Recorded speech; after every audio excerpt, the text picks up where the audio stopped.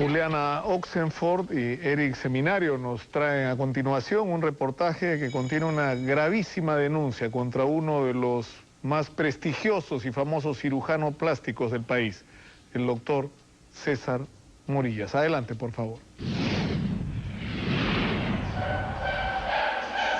Tú lo mataste, César Morillas, carnicero. Tú lo mataste.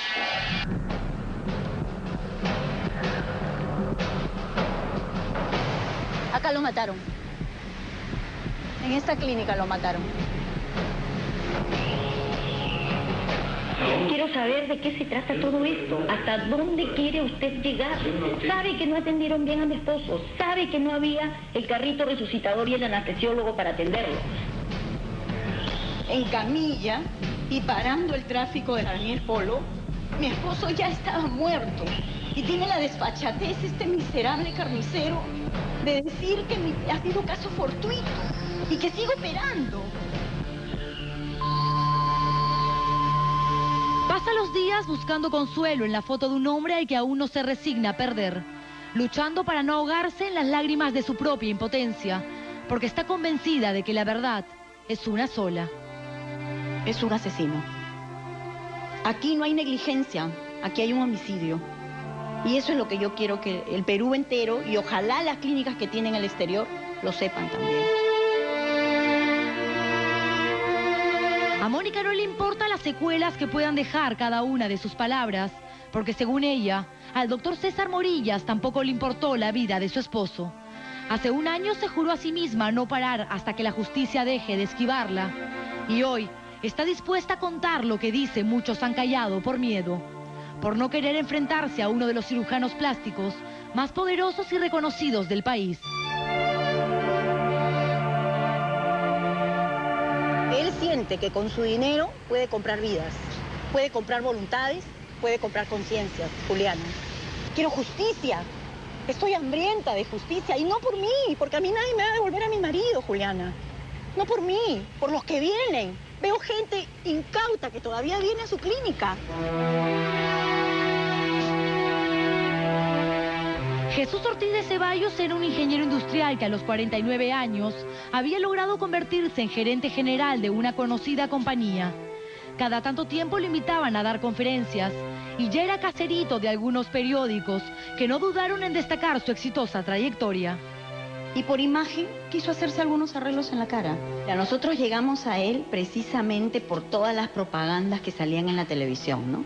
Él había operado a Maju, él salía en todos los reportajes de bellezas que habían pasado por sus manos. Nos parecía el mejor cirujano del Perú, nos parecía. Jamás pensó que a ese mismo médico al que un día consideró el mejor del país, un año después terminaría llamándolo carnicero. En octubre del año pasado, Mónica acompañó a su esposo a su primer encuentro con el doctor Morillas y dice que le bastó un simple cruce de palabras para darse cuenta de que no estaba en el lugar correcto, ni frente a la persona indicada. A la hora que llegó a la clínica Morillas, el doctor Morillas lo convenció de que se hiciera no solamente la cara, sino también liposucción en las tetillas, liposucción en el abdomen. A mí me pareció terrible porque era mucho para un solo día, pero igual lo convenció. Mientras Mónica insistía en que tantas operaciones juntas era peligroso, su marido contaba las horas para entrar al quirófano. La propuesta de Morillas era demasiado tentadora. Párpados, nariz, cachetes, papada, tetillas y lipo, todo en un solo día y a cambio de $9.000. Otro combo así, y en manos de un reconocido cirujano, era imposible de encontrar, pensó Jesús. Entonces, no dudó en firmar esta especie de contrato donde el paciente acepta la operación y los riesgos que ésta pueda arrastrar, sin importarle que su esposa no hiciera lo mismo. Ahí está, no está mi firma en ninguna parte. Y yo soy la esposa, pero nunca firmé, porque no estaba de acuerdo. ¿Y tú no te peleaste con tu esposo? ¿No le dijiste hoy? Sí, me peleé horrible con él. Horrible, hasta el último. No quiero que te operes, mira, lo único que me faltó fue arrodillarme, porque yo no quería que se opere. No le costó mucho simular el enojo, porque la impaciencia se encargó de cambiarle la cara. La cirugía había empezado a las 10:30 de la mañana y a las 5 de la tarde, las puertas de la sala de operaciones continuaban cerradas. Finalmente, 1 hora y media después, Y luego de suplicarle a ese Dios en el que tanto cree que protegiera a su marido, Mónica vio salir a Jesús del quirófano. Mónica, cuando tu marido sale de la sala de operaciones, ¿tú logras hablar con él? Sí, estaba consciente. Ah, sí. Él estaba consciente, ¿sí? ¿Qué te decía? Sácame las vendas.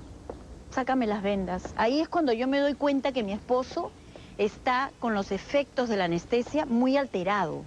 Y le digo al anestesiólogo que por favor no se vaya. Lo agarro del brazo así y le digo, por favor, doctor, se lo suplico, no se vaya. Me dijo, no se preocupe, doctora, su esposo ya está bien. Pero él sufrió un paro cardíaco 1 hora después. Y en la clínica no había absolutamente nadie que lo pudiera auxiliar. El anestesiólogo se había ido. Los médicos se habían ido. El doctor Morilla se había ido. Todo el mundo se había ido. Había una chiquilla de 30 años que era la médico de turno y 2 enfermeras flaquitas que no podían cargar un cuerpo de 96 kilos, que era mi esposo, para tirarlo al suelo y hacerle los masajes cardiovasculares cuando le dio, 1 hora después, un paro cardíaco. En mi presencia, yo estaba ahí.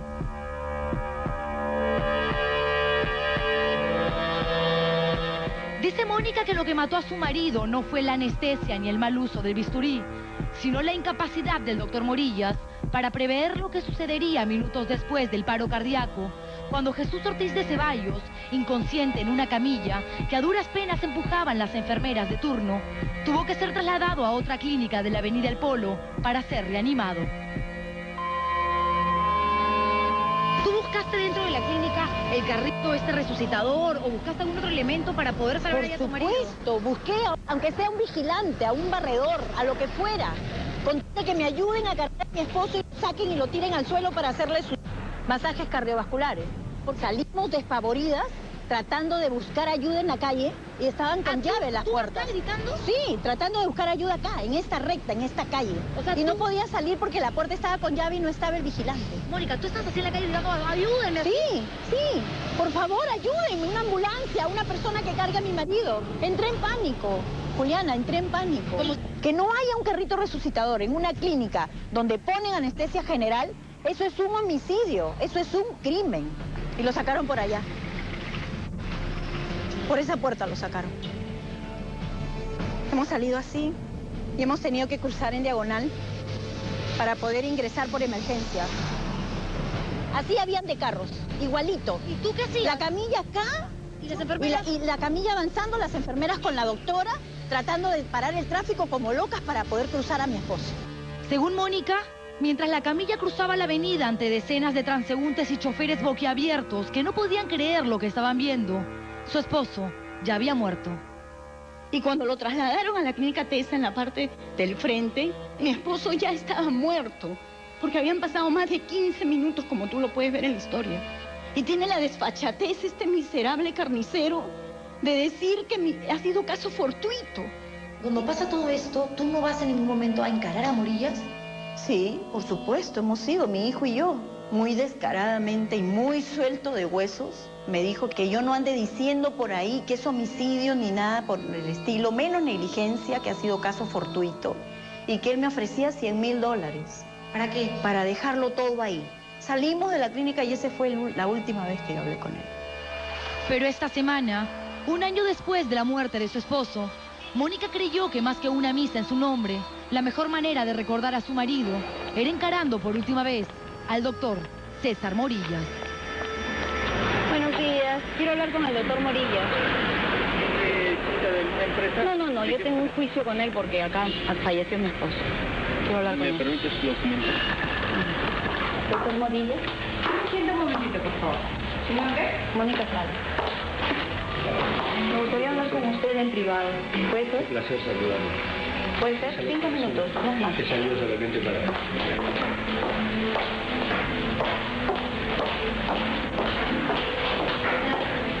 Salí solamente para saludarte porque dijeron que había venido. Toma asiento. Bien, doctora, yo estoy sumamente preocupado. Y ha venido usted sin ninguna cita ni nada. ¿Usted quiere volver para conversar? ¿Qué cosa voy a conversar si lo único que he venido a hacer es pedirle una explicación, doctor? Quiero escuchar su versión. Quiero saber de qué se trata todo esto. ¿Hasta dónde quiere usted llegar? Sabe que no atendieron bien a mi esposo. Sabe que no había el carrito resucitador y el anestesiólogo para atenderlo. Sabe que habían 3 mujeres nada más para cargar tremendo peso, que era mi marido de 96 kilos. ¿Hasta dónde quiere usted llegar, doctor? Yo en este momento estoy pensando en lo que usted me está diciendo y estoy pensando en la sala de operaciones. Porque he dejado una operación ahí en pleno proceso quirúrgico. ¿Y no tiene una respuesta para mí, doctor? ¿Perdón? Que me da el trabajo de venir hasta acá. Usted puede venir a las 8, 8 y media de la noche con toda tranquilidad de escucho. ¿Hoy mismo? Ahora mismo. Bien, regreso.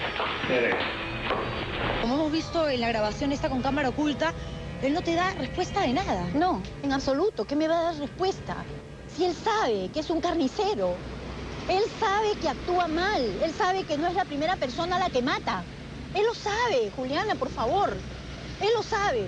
Que haya podido cubrir muy bien con tanto dinero que gana. Veo gente incauta que todavía viene a su clínica. No es posible. Y sigue sin el carrito resucitador, sigue sin el anestesiólogo, sigue todo igual. Todo igual. Y él sigue operando. Dice que operando, porque hasta eso lo dudo ya ahora. Doctora, ¿el doctor Morillas está? Está en sala. ¿No le puede decir 2 minutitos nomás? No, es que está operando.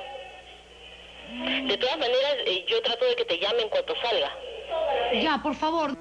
Nunca nos llamó. El doctor César Morillas prefirió que fuesen sus abogados de la Asociación Médica Peruana quienes dieran la cara.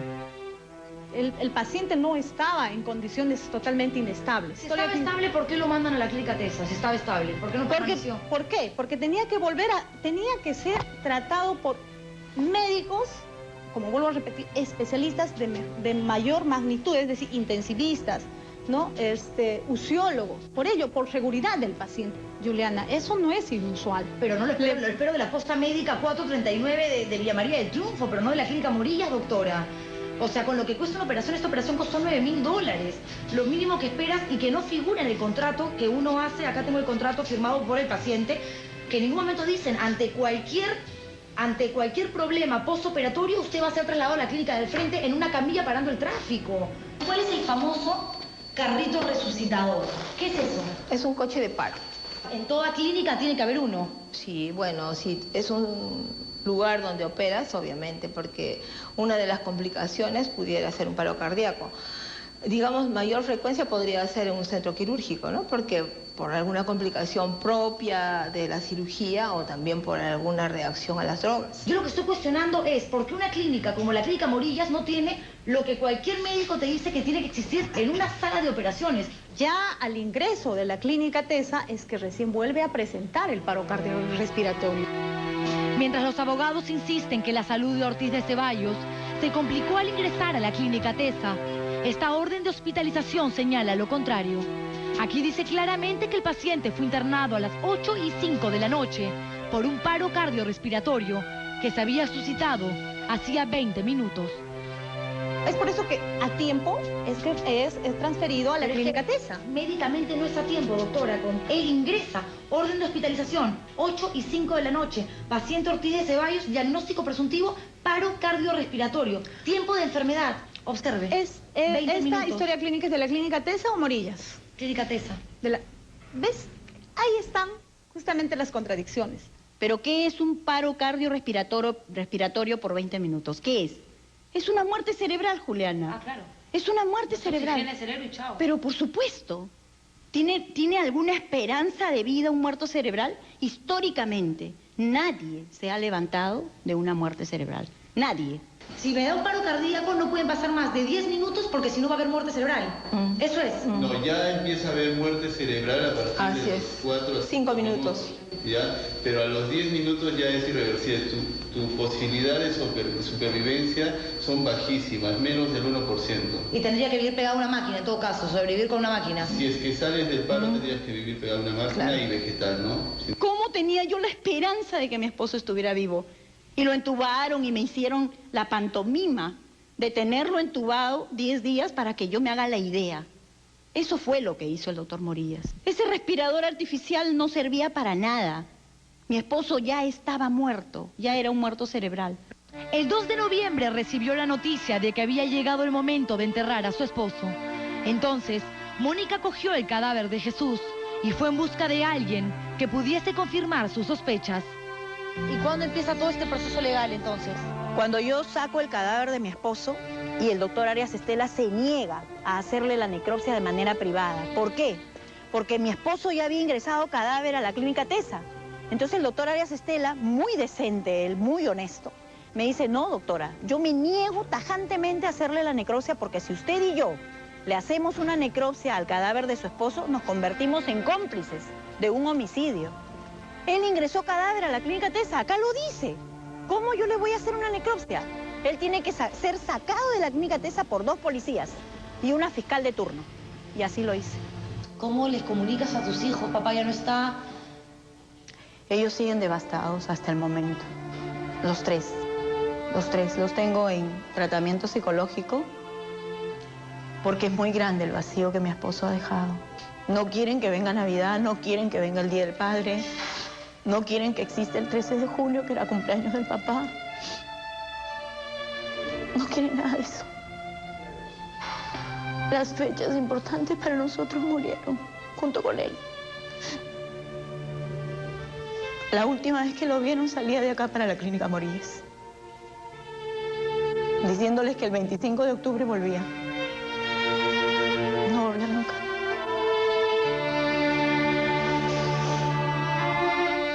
Meses sacando fuerzas de los recuerdos que aún habitan en cada rincón de la casa. 12 meses esperando que la fiscalía que está viendo su caso se decida a emitir una opinión para volver a verle la cara al doctor César Morillas, pero ya no en su clínica, sino en los tribunales.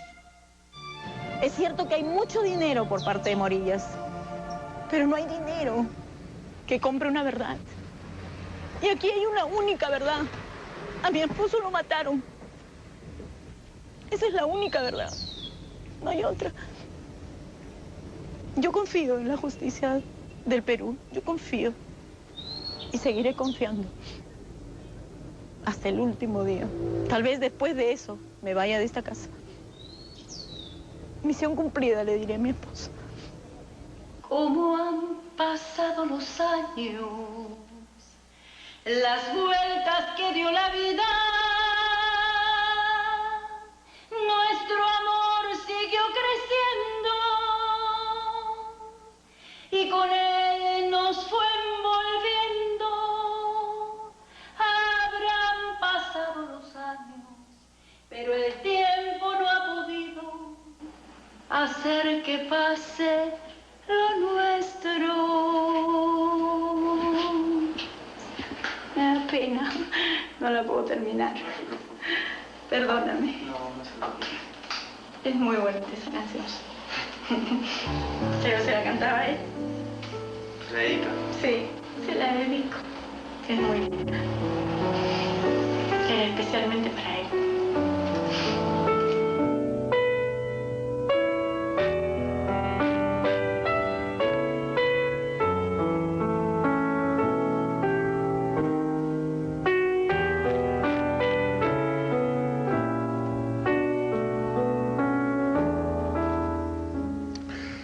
Juliana Oxenford hizo infructuosos intentos de hablar con el doctor Morillas esta semana para recoger su versión con respecto a esta gravísima denuncia en su contra. Finalmente, tras la pausa, vamos a hablar con el doctor Morillas para escuchar lo que él tenga que decir, donde se formula una gravísima denuncia contra quien es probablemente uno de los más famosos y respetados cirujanos plásticos del país, el doctor César Morillas. Lamentablemente en el reportaje no se incluyó el testimonio del doctor Morillas, pese a que Julián Oxenford trató insistentemente de hablar con él, pero finalmente él está comunicado vía telefónica con nosotros porque nos interesa sobremanera saber cuál es su versión de los hechos que se le imputan. Buenas noches, doctor Morillas. Hola, buenas noches, Nicolás, y a toda la audiencia y los televidentes que están viendo en este momento tu programa, muy respetado, y que acabo de ver una cosa tan denigrante en este momento que transgrede en todo momento mi honor profesional y el prestigio de la clínica, que lo llevamos durante 25 años con mucho esfuerzo y con una trayectoria muy impecable. Justamente por eso, doctor Morillas, es que nos sorprende, porque lo que describe la viuda del señor Ortiz de Ceballos es serio. Es decir, que aparentemente ha habido de parte de ustedes un descuido, una negligencia, una falta de previsión sobre algo que puede ocurrir en una operación de la naturaleza que le hicieron al señor Ortiz de Ceballos. Bueno, en todo momento debo decir que no ha habido ni negligencia, ni imprudencia, ni impericia médica. Y esto está siendo investigado. Y en todo momento va a salir a luz la realidad, y confiamos justamente en nuestra justicia. Y yo invito a toda persona y a todo canal y a todo medio de prensa y cualquier institución gubernamental que tenga que ver con salud, para que visite nuestra clínica y haga una auditoría para que se constate que contamos con el equipo tanto técnico y profesional de última generación. Es por ello que nosotros somos en este momento ISO 9001-2000 por 3 años recertificados.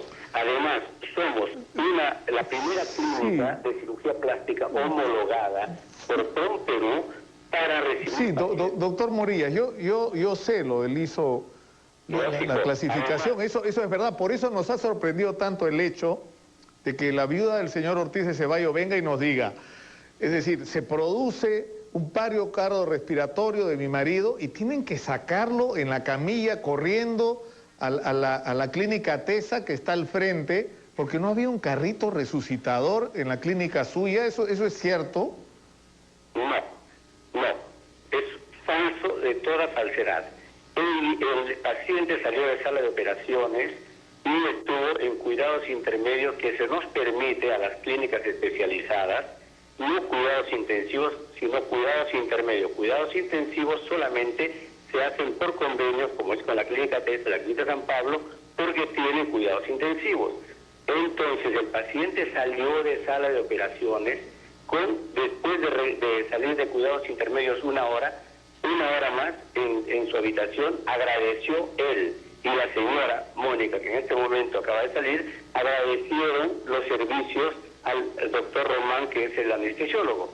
En ese momento se produjo un paro cardiorrespiratorio fortuito producido por una hemorragia subaracnoidea. Una hemorragia subaracnoidea significa la ruptura de un aneurisma cerebral, de un vaso en el cerebro. Es lo que normalmente ocurre. Claro, pero ¿por qué se produjo el aneurisma? ¿No? ¿El aneurisma no resultó producto de la operación? O sea que, es decir, acá hay dos temas, ¿no? Uno, ¿cuál es la razón por la que se le produjo el paro cardiorrespiratorio? Pero lo que más nos importa finalmente, o sea, creo que a los televidentes y a los potenciales pacientes suyos, sí, es decir, ¿están preparados ustedes para una cosa así que puede ocurrir? Es decir, a este hombre le han hecho 4 operaciones. Acá tengo en la mano la autorización que él mismo firma y le hacen ustedes rejuvenecimiento facial, bolas de Bichat, que no sé qué será, riboplastía, tracción frontal endoscópica, liposucción corporal. Es decir,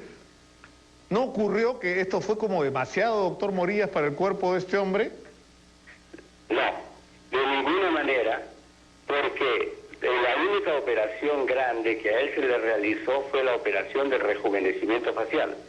Todas las otras operaciones son operaciones parciales, o sea que encajan dentro del tiempo y de lo que pueda hacerse en un paciente que está con un electrocardiograma normal, con los controles pre y postoperatorios completamente normales.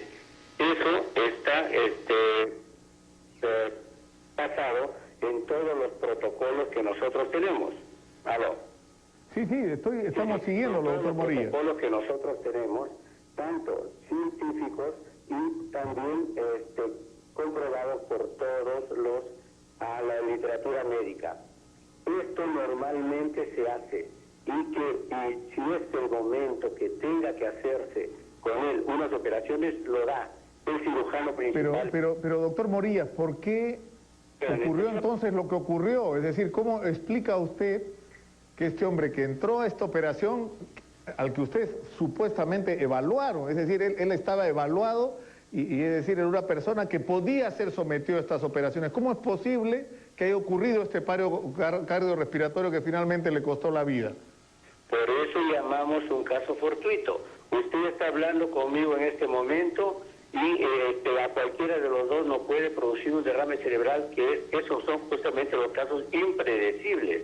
En este caso se trató, como les digo, de una hemorragia subaracnoidea coincidente, en este caso con cualquier cosa. Es lo que normalmente sucede en los deportistas, en las personas que estamos conversando y de repente dijeron se le produjo un derrame cerebral. Es decir, usted dice, no hay ninguna relación entre la muerte de este señor y la operación a la que fue sometido 1 o 2 horas antes. Absolutamente ninguna. Toda la operación fue un éxito. Absolutamente ninguna relación tiene que ver. Y eso está viéndose en la vía judicial y lógico. Está en este momento en proceso de investigación. Y yo creo que no se debe emitir juicios antes de tener los resultados de un proceso en investigación. Y lo que ha presentado Juliana, que bueno, Juliana sabe y conoce de nuestro prestigio, porque ella, bueno, ha estado acá con nosotros y conoce todo nuestro prestigio, tanto desde el punto de vista técnico como del staff médico. Ahora, que nosotros tenemos. La viuda Ortiz de Ceballos insiste sobre un hecho que a mí me resulta trascendental, es decir, ¿tienen o no tienen en su clínica, doctor, un carrito resucitador? Porque digamos, ya, es un hecho que puede ocurrir, que a un paciente que es sometido a una operación, por la razón que fuera, le dio un paro cardiorrespiratorio. ¿Están ustedes preparados para enfrentarlo? Ustedes ponen anestesia, es decir, esto... Yo puedo decirle una cosa, que cuando yo terminé de hacer mis estudios de cirugía plástica y vine al Perú después de estar con el profesor Ingo Pirangui, lo primero que yo compré no fue ni siquiera la cialítica de la sala de operación, ni la mesa de sala de operación, ni la máquina de anestesia. Lo primero que compré fue un resucitador cardiorrespiratorio que cualquier persona o medios de comunicación, como son ustedes, pueden venir y ver y comprobar. Pero ¿por qué no funcionó ese día? No es que era. En ese momento, todo médico, los protocolos son los siguientes. Cuando termina la operación, entonces el cirujano principal, en este caso yo, dejo en manos del anestesiólogo en cuidados intermedios. Ese cuidados intermedios es 1 hora, que queda con el anestesiólogo. Una vez que está en cuidados intermedios con el anestesiólogo, pasa ya a su habitación cuando el paciente está lúcido. Prueba de ello es que él agradece a nuestro anestesiólogo y agradece también a la señora Mónica, agradece al anestesiólogo. Se retiran y después de 1 hora ocurre este hecho, que está en este... Claro, pero usted no me contesta la pregunta, es decir, ya no está, la señora agradece la operación, yo le creo, ya que eso puede haber ocurrido, pero escúcheme, al señor le da un paro cardiorrespiratorio, tenían personal y equipo para atender una crisis de esa naturaleza, pues no, ¿cómo explica que tienen que cruzar la avenida El Polo para llevarlo desesperadamente a la clínica TESA? Eso es lo que no tiene lógica, creo, para todo lo que hemos visto el reportaje. Es decir, si estaban preparados para una emergencia así, ¿por qué no usan el equipo resucitador y por qué tienen que cruzar a la clínica TESA para intentar salvarle la vida a este hombre? No, es que la cosa tiene que verse desde el punto de vista médico. Cualquier médico, desde estudiante de medicina hasta los pacientes que nosotros dejamos en el postoperatorio, que está dado por enfermería, una técnica y además una cirujano de guardia que tiene que ver con todo esto, ella da la resucitación. Y una vez que da la resucitación, sale de ese estado y ya es llevado a la clínica TESA, después de haber salido del estado de problema, paro cardiorrespiratorio. Entonces no había necesidad en ese momento. Sí, pero escúcheme, doctor, la información que yo tengo acá de su propia clínica es que él tiene un paro cardiorrespiratorio que le hacen una RCP, sí, ¿no? Básica, dice acá. Cardiorrespiratoria, claro. ¿No? Y que por el paro cardiorrespiratorio, que esto ocurre a las 19:25, pero él entra a las 20:05 con un paro cardiorrespiratorio que tenía 20 minutos antes, según este propio reporte de la clínica TESA. Es decir, no es que resolvieron el problema, lo controlaron y lo llevaron cuando el hombre seguía con el paro cardiorrespiratorio. Y la conclusión más evidente es que no tenían el equipo o no sabían usar el equipo para resucitar o intentar resucitar al señor. De ninguna manera. Entonces, le voy a pasar en este momento a quien ha seguido todo el caso desde el principio, que es la abogada, la doctora Suárez. Perdón. No, pero ya doctora, con usted habló extensamente. Es que no se ha pasado todo el reportaje. Yo quisiera hablar como abogada de que se está transgrediendo el honor profesional del doctor Morillas y también el prestigio de la clínica, y manifestar que como abogada vamos a tomar las medidas legales porque se está difamando, ya que se está vertiendo información fuera de lugar. Doctora, estamos hablando de la vida de un hombre que entró a la clínica a tratar de estar mejor y terminó muerto. Y estamos hablando de un señor que tuvo que ser trasladado en una camilla por la avenida El Polo para tratar de salvarle la vida porque tenía hacía 20 minutos un paro cardiorrespiratorio. Pero en fin, yo sé que este asunto no lo vamos a resolver acá, doctora. Yo lamento que usted haya interpretado de esa manera nuestra intención. Si usted cree que esto motiva una denuncia, no será la primera y la enfrentaremos. Muchas gracias por atendernos. Nosotros vamos a ir a una pausa.